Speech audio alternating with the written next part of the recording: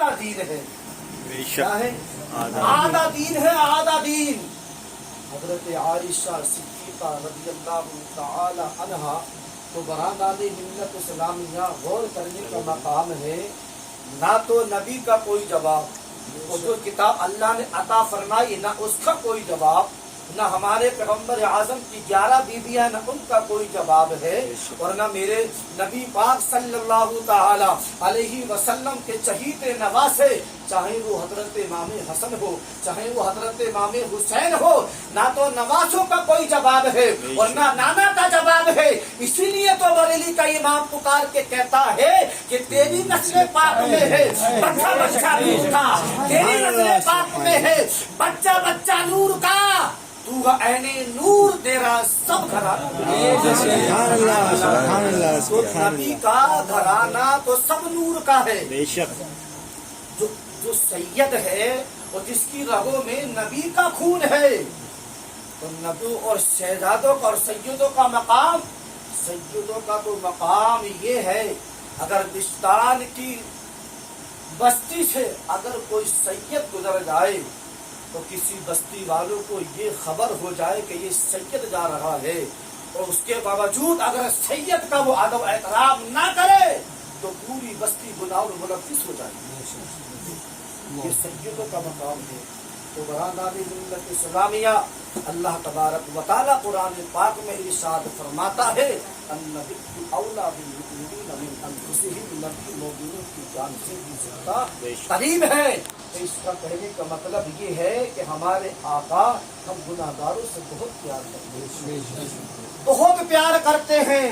اتنا پیار کرتے ہیں، اتنا پیار کرتے ہیں کہ ایک دفعہ مدینے کی سرزمین پر میرے آقا اور ہم سب کے آقا حضور صلی اللہ تعالیٰ علیہ وسلم صحابہ کرام کی مجلس میں ارشاد فرمایا، اے میرے جانثاروں، اے میرے ماننے والوں، اے میرے صدقاروں، مجھ سے پیار کرنے والوں، تو تم رات کی سمت میں تم خود اور اپنے بچوں کو، اپنی بیویوں کو ایسی چھت پہ مت سویا کرو. کیا فرمایا کہ رات کی سمت میں ایسی چھت پر مت جایا کرو جس چھت کی 4 دیواری موجود نہ ہو، جس چھت کی اوپر 4 دیواری یعنی باؤنڈری موجود نہ ہو. اے میرے فداکاروں مت جایا کرو، مت سویا کرو. جب نبی نے اتنا ارشاد فرمایا تو صحابہ کرام نے عرض کیا کہ ہمارے آقا، ہمارے ماں باپ آپ کے قدمے پر قربان کہ ہم رات کی سمت میں ایسی چھت پہ ہم کیوں نہ جایا کریں. اس کی نہ جانے کی وجہ کیا ہے؟ اب آمنہ کے لال کا جواب سنو، اور آمنہ کے لال کا جواب اپنی دل کی تختی پر لکھ کے لے کے جانا کہ وہ مدینے والا آقا ہم سے کتنا پیار کرتا ہے. اللہ اکبر، اللہ اکبر. آج کچھ لوگ ہیں نبی کے علم غیب پر کی چھت اچھالتے ہیں، یعنی یہ کہتے ہیں کہ جس کا نام محمد علی، جس کا نام محمد ہے وہ کسی چیز کا مالک مختار نہیں ہے. انہیں دعوت میں فکر دیتا ہوں کہ بتاؤ وہ آقا ہم گناہگاروں سے کتنا پیار فرماتے ہیں، اور جو اپنی پوری زندگی یہ کہتا رہے گا کہ جو چیز جس کا نام محمد ہے وہ کسی چیز کا مالک و مختار نہیں ہے، تو مجھے بتائیے جب قیامت کا دن ہوگا، نفسی نفسی کا عالم ہوگا، کوئی کسی کا پرسان غان نہیں ہوگا، ایسے عالم میں کوئی کام نہیں آئے گا. اگر کام آئے گا تو فقط مدینے والا کام آئے گا. تو شاعر کہتا ہے نہ عزت کام آئے گی، نہ شہرت کام آئے گی، نہ عزت کام آئے گی، نہ شہرت کام آئے گی. بروز حشر میں نبی کی محبت کام آئے گی. برادر ملت اسلامیہ، آقا کریم صلی اللہ تعالی علیہ وسلم کے پیارے دیوانوں، جب صحابہ کرام نے نبی سے اتنا ارشاد فرمایا، اب نبی کا پیارا جواب سنو. اب نبی نے ارشاد فرمایا ہو سکتا ہے، کیا فرمایا نبی نے؟ ہو سکتا ہے یہ تمہیں یا تمہارے بچوں کو یا تمہاری بیویاں کو نیند میں چلنے کی بیماری ہو. کیا فرمایا؟ ہو سکتا ہے کہ تمہیں یا تمہارے بچوں کو یا تمہاری بیویاں کو نیند میں چلنے کی بیماری ہو. اگر اسے نیند میں چلنے کی بیماری ہوگی اگر اڑ کے چلے گا اس کا پیر پھسل جائے گا, وہ زمین پر گر جائے گا. اے صحابہ سنو سنو, وہ زمین پر بعد میں گرے گا, اسے چوٹ بعد میں آئے گی, محبت کو پہلے آ جائے گی. کیا فرمایا؟ اسے تو چوٹ بعد میں لگے گی مگر محبت کو چوٹ پہلے لگ جائے گی, دل کو ایذا ہو جائے گی, دل کو تکلیف ہو جائے گی. تو برادران ملت اسلامیہ غور کرنے کا مقام ہے. وہ آمنہ کا لال ہم سے اتنا پیار کرتا ہے, اگر دن ہو تب بھی رو رہا ہو, چاہے صبح کا وقت ہو تب بھی رو رہا ہے, چاہے شام کا وقت ہو, اور پوری پوری رات میرے آقا نے اس گنہگار امت کے لیے رو کے گزار دیا ہے. اور آج امت یہ صلہ کیا دے رہی ہے؟ آج امت یہی محبت کا صلہ دے رہی ہے. برادران ملت اسلامیہ آقا کریم صلی اللہ تعالی علیہ وسلم کے پیارے دیوانوں, دنیا سے رشتہ توڑو اور مدینے والے مصطفیٰ سے رشتہ جوڑو. جو ان کا ہو گیا اللہ ان کا ہو جائے گا, اور ان کا اللہ ہو جاتا ہے جنت ان کی ہو جاتی ہے. سبحان اللہ سبحان اللہ. برادران اسلام آقا کریم صلی اللہ تعالی علیہ وسلم کے پیارے دیوانوں, ان سے الفت کرو, ان سے پیار کرو, اپنی ہر زندگی کا غوثہ غوثہ لمحہ لمحہ نبی کی سیرت پر وقف کر دو. برادران ملت اسلامیہ ہم لاکھ کہتے رہے, ہم اپنی زندگی میں لاکھ لاکھ بار کہتے رہے کہ ہم مدینے والے سے پیار کرتے ہیں, ہم مدینے والے کے ہیں, ہم مدینے والے کے ہیں. ہمارے کہنے سے لاکھ ہم کہتے رہے, کام لگی چلے گا, اگر ایک مرتبہ بھی مدینے والے نے کہہ دیا کہ تم میرے ہو تو بیڑا پار ہو جائے. سبحان اللہ سبحان اللہ سبحان اللہ. برادران ملت اسلامیہ آقا کریم صلی اللہ تعالی علیہ وسلم کے پیارے دیوانوں, یہ خانہ کعبہ یہ بھی اللہ تبارک و تعالیٰ کا گھر ہے, اور مدینہ یہ شہر جہاں میرے آقا آرام کر رہے ہیں وہ بھی میرے محبوب کا شہر ہے. تو برادران ملت اسلامیہ اور مکے کی خوبیاں میں آپ کو بتاؤں. مکے کی خوبیاں کیا ہے؟ جب ایک حاجی جب حج کرنے کے لیے جاتا ہے, اور جب سب سے پہلی نظر جب خانہ کعبہ پہ پڑتی ہے, جو دل سے مانگتا ہے اللہ اس کو پورا کرتا ہے. خانہ کعبہ کی خوبیاں سنو. ایک حاجی جب مکے کے اندر جب ایک نیکی کرتا ہے تو اللہ تبارک و تعالیٰ اسے 1,00,000 نیکیوں کا ثواب عطا فرماتا ہے. کتنی؟ 1,00,000 نیکیوں کا ثواب عطا فرماتا ہے. اور مدینے کی خوبیاں بتاؤں, مدینے کی جو خوبیاں یہ ہے, مدینے کی تو شان ہی نرالی ہے. ارے مدینے کی تو شان نرالی ہو, اور نرالی کیوں نہ ہو, مدینوں کو نسبت میرے آقا سے. سبحان اللہ. مدینوں کو نسبت جب نبی جب مدینہ تشریف جب نہ لائے, جب مکے کے اندر تھے, لیکن جب اس کا نام مدینہ نہیں تھا تو اس کا پہلا نام کیا یشرف نام تھا. یشرف کا نام آتا بیماریوں کا گھڑا, یعنی کہ تو میرے نبی کی قدموں کی برکت سے مدینہ ہو گیا کہ سبحان مدینہ. اللہ سبحان اللہ. تو برادران ملت اسلامیہ مدینے کی خوبی سنو. مدینے کی شان یہ ہے, جب ایک حاجی جب مدینے کے اندر جب ایک نیکی کرتا ہے نا تو اللہ تبارک و تعالیٰ اسے 50,000 نیکی کا ثواب عطا فرماتا ہے. مگر یہاں الٹا معاملہ ہے, یعنی مدینے کی نیکی حاجی کے گناہوں کو ایسے کھا جاتی ہے, ایسے کھا جاتی ہے جیسے لوہے کو جنگ کھا جاتی ہے, جیسے لوہے کو جنگ کھا جاتی ہے, ایسے مدینے کی نیکیاں کھا جاتی ہے. تبھی تو نبی نے فرمایا ہے جب ایک حاجی جب حج کر کے جاتا ہے تو گناہوں سے ایسے پاک ہو جاتا ہے, گناہوں سے ایسے پاک ہو جاتا ہے جیسے ماں نے بچہ ابھی پیدا کرا, ایسے بالکل پاک ہو جاتا ہے. تو اعلیٰ حضرت نے کسی نے پوچھا, کسی سائل ان کے سامنے آئے, سائل کا معنی ہوتا ہے سوال کرنے والا. آئے اور آنے کے بعد فرمایا کہ اعلیٰ حضرت حضور یہ بتائیے کہ جب حج کو ہم جاتے ہیں اور حج سے آنے کے بعد حج کی قبولیت کیا ہے, ہمیں یہ کیسے چلے گا پتا کہ ہمارا حج قبول ہوا یا نہیں ہوا, کہ ہمارا حج اللہ تبارک و تعالیٰ نے قبول کیا یا نہیں کیا, یہ ہمیں کیسے پتہ چلے گا. تو اعلیٰ حضرت نے فرمایا سنو, اعلیٰ حضرت نے فرمایا کہ جب تم حج کرنے گئے تھے, جب تم حج کرنے کے لیے گئے تھے تو اس سے جانے سے پہلے تم جھوٹ بولتے تھے، تم نماز چھوڑتے تھے، تم برا غلط کام کرتے تھے، وہاں تم چلے گئے، اور وہاں سے جب تم آئے ہو، تم نماز جانے سے پہلے تم نماز چھوڑتے تھے، جب وہاں سے تم آئے ہو، جب تمہارے دل جب گناہ کرنے کا گواہی نہ دے تو سمجھ لینا اللہ تبارک و تعالیٰ نے اپنے حبیب کے صدقے میں تم حج قبول فرما دیا۔ سبحان اللہ سبحان اللہ۔ یہ حج کی قبول عالم نے فرما دی ہے۔ برادر ملت اسلامیہ، یہ حج کا مقام ہے۔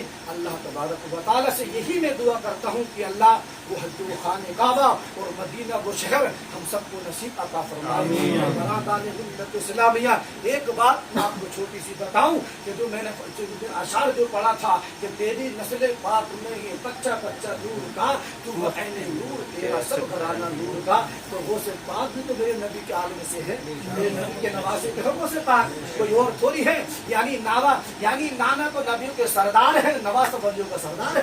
بے شک یہاں سب سردار ہی سردار ہیں۔ بے شک سردار نانا تمام نبیوں کے سردار، نوازہ تمام ولیوں کے سردار، اور حضرت امام حسین تمام شہیدوں کے سردار، اور حضرت علی داماد پیغمبر وہ ولیوں کے سردار ہے۔ یہاں تو سب سردار ہی سردار ہیں، یہاں کا تو معاملہ ہی الگ ہے۔ نبی نے فرمایا ان سے رشتہ جوڑ لو، اللہ تبارک و تعالیٰ تمہیں کام عطا فرمائے گا، اور مرنے کے بعد تمہاری قبر بھی تمہارے حدث سے بری ہو جائے گی، اور تمہارا ٹھکانہ اللہ تبارک و تعالیٰ تمہارے حبیب کے صدقے تمہیں جنت عطا فرمائے گا۔ وہ سے پاک کا بچپنا تھا، وہ سے پاک کا بچپنا تھا۔ جیسے ابھی کل پرسوں ایک ہفتے جب گئے تو ریلی نکلی تو ان کو ودا کرا تھا، تو کل بھی جیسے مولوی حاجی صاحب جائیں گے، ان کی ریلی نکلے گی تو لوگ جاتے ہیں ودا کرنے کی حاجی لوگوں کو، تو ویسے ہی غوث پاک کا بچپنا تھا۔ تو اسی بستی میں جہاں غوث پاک رہتے تھے، جہاں غوث پاک پیدا ہوئے تھے، تو ان کی ماں کا نام ہے حضرت ام الخیر فاطمہ۔ کیا نام؟ حضرت ام الخیر فاطمہ، غوث پاک کی والدہ کا نام۔ تو جیسے ہی جب حاجی کا قافلہ جب غوث پاک کے دروازے سے، یوں کہہ لیجیے حضرت ابو صالح ان کے باپ کا نام ہے، حضرت ابو صالح کے دروازے سے جیسے حاجی قافلہ گزرا، تو گزرنے کے بعد غوث پاک نے فرمایا کہ امی جان یہ قافلہ کیسا ہے، یہ قافلہ کہاں جا رہا ہے؟ تو ام الخیر فاطمہ غوث پاک کی ماں نے فرمایا کہ بیٹا یہ قافلہ وہ ہے کہ یہ قافلہ اللہ کا گھر دیدار، یعنی اللہ کا گھر دیدار کرنے کے لیے جا رہے ہیں، اور یہ قافلہ وہ ہے کہ جہاں تمہارے نانا آرام کر رہے ہیں۔ یہ قافلہ تمہارے نانا کا شہر دیکھنے کے لیے جا رہے ہیں، یعنی کہ حج کرنے کے لیے جا رہے ہیں۔ غوث پاک نے فرمایا کہ امی جان کہ نانا کا شہر دیکھنے جا رہے ہیں، کہ یہ مدینہ جا رہے ہیں، امی جان مجھے بھی جانے کی اجازت دے دو، تو مجھے بھی جانے کی اجازت دے دو تاکہ قافلوں والے کے ساتھ میں بھی چلا جاؤں اور میں نانا کا دیدار کروں، روزے کا دیدار کروں۔ غوث پاک کی ماں نے فرمایا کہ بیٹا ابھی تم بچے ہو، ابھی تم کیا ہو؟ بچے ہو، ابھی تمہاری پڑھنے کی عمر ہے۔ میری آواز بیٹھ گئی، اگر میں ہوتا نا تقریر میں انشاءاللہ بہت مزہ آتا، موضوع ایسے تو کیا کروں، میری آواز بیٹھ گئی اور ہوتا میں نا تو تقریر میں انشاءاللہ مزہ آ جاتا۔ نہ وہ تو آواز کھا لینا۔ تو غوث پاک کی ماں نے فرمایا کہ بیٹا ابھی تمہاری چھوٹی سی عمر ہے، ابھی تمہاری پڑھنے کی عمر ہے، ابھی تم مت جاؤ۔ اب غوث پاک کا جملہ سن لو، دل کی تختی دل گنا۔ غوث پاک نے فرمایا کہ امی جان چلو مدینہ جانے کی اجازت نہیں دے رہی ہو تو اتنی اجازت دے دو جو قافلہ جا رہا ہے اس کو جا کے دیکھ لوں، کہ جو میرے نبی کے شہر کو جو قافلہ جا رہا ہے اسے تو جا کے دیکھ لوں۔ غوث پاک نے کی ماں نے فرمایا کہ جا بیٹا جا کے دیکھ لو۔ جیسے یہ قافلہ دیکھا، بچے غوث پاک کی ناکوں میں غوث پاک کی آنکھوں میں آنسو آ گئے اور رونے لگے کہ نانا کاش میں بھی تمہارے گھر آ جاتا، میں بھی تمہارے روزے کا دیدار کر لیتا۔ اے نانا جان تمہارا نواسا تڑپ رہا ہے، تمہارے نواسے کو تمہارے نانا کی یاد آ رہی ہے۔ اللہ اکبر، اللہ اکبر۔ جب غوث پاک نے جب اتنا ارشاد فرمایا، حافظ غیب سے آواز آئی، عبد القادر مایوس مت ہو، آنکھیں کھول کے دیکھ لے، میں نے خانہ کعبہ تیرے سامنے لا دیا۔ سبحان اللہ سبحان اللہ سبحان اللہ۔ کسی نے فرمایا یہ اللہ نے، اس کے لیے تو رو رہا ہے، مایوس مت ہو، وہ خانہ کعبہ میرے تیرے سامنے لا کے رکھ دیا ہے، آنکھیں کھول کے تو دیکھ لے میرے عبد القادر، اور میرے خانہ کعبہ کا میرے گھر کا دیدار کر لے۔ تو برادران ملت سلامیہ، وہ غوث پاک ہے جنہوں نے بچپنے میں اللہ تبارک و تعالیٰ نے اپنا گھر وہاں سے اٹھا کر لا کے بغداد میں رکھ دیا، اور غوث پاک کو حضرت ابو صالح بیٹے غوث پاک کو اپنے گھر کا دیدار کرا دیا۔ ایک حاجی حج کو جاتا ہے کتنے پیسہ لگتا ہے، پورے حاجی صاحب سے کتنے پیسے لگے، اور اللہ تبارک و تعالیٰ نے تو گھر بیٹھے ہی بیٹھے اپنے گھر کا دیدار کرا دیا۔ سبحان اللہ سبحان یہ اللہ، اللہ والوں کی شان ہے، بے شک غوث پاک کی شان۔ پھر کسی کو جب ٹائم ملے گا تو بتاؤں گا غوث پاک کی شان کیا ہے۔ اور جو غوث پاک سے کہتے ہیں نا ہم غوث پاک کو نہیں مانتے، ہم ان کی نیاز نہیں کرتے، ارے تم کیا مانو گے، تمہاری کیا مجال۔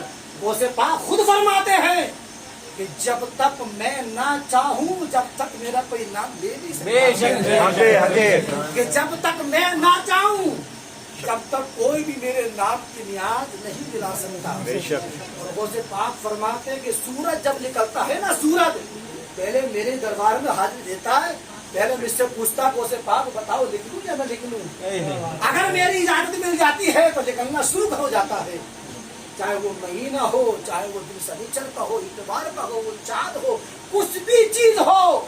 غوث پاک فرماتے کہ جب تک میں اجازت نہیں دیتا ہوں وہ چیز جب تک شروع ہوتی ہی نہیں ہے، جب تک وہ چیز شروع ہوتی نہیں ہے۔ تو تم تو کہہ رہے ہو نا کہ ہم ان کا نام نہیں لیتے، ارے نام چھل ہو گے۔ اللہ غوث پاک خود فرماتے ہیں کہ اللہ تبارک و تعالی نے مجھے دلوں کی چابیاں دی، چابیاں یعنی تالوں کی چابیاں تو میرے پاس ہے نا، جس کے دل کے تالے میں کھولتا ہوں نا وہی تو میرا نام لیتا ہے۔ جس کے پاس تالے کی چابی ہو تو تالا کھولے گا، جب چابی ہوگی نہیں تو تالا کہاں تو کھل جائے گا۔ ایک ہی راستہ تالے توڑنا پڑے گا، اور تالا بھی توڑے گا تو بھی غوث پاک کی چوٹ پر جانا پڑے گا۔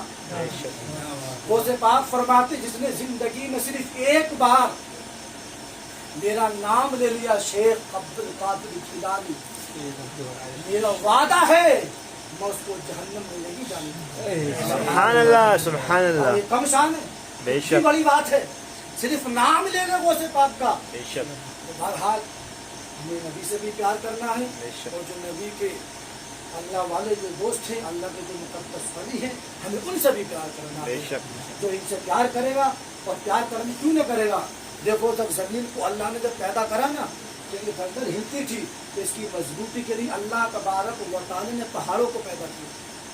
اس کی مضبوطی کے لیے کسے پیدا کرا؟ پہاڑوں کو، پہاڑوں کو۔